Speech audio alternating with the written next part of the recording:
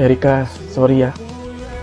Ayaw ng magulang ko na magpa-convert ako sa religion mo eh. Okay lang. Thank you, Clarence, for making it special.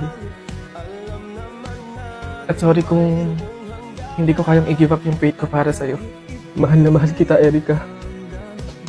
Kaso kasi, nire-respeto kita at yung religion mo.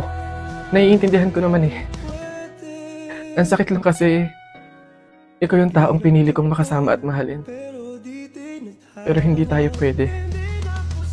Paalam, Erika. Sa panahon na kaya na kitang ilaban, sana nandiyan ka pa. Hinihiling ko na sana pagtagpuin muli ng tadhana yung naputol nating pagmamahal. Hanggang sa muli, Clarence. Paalam.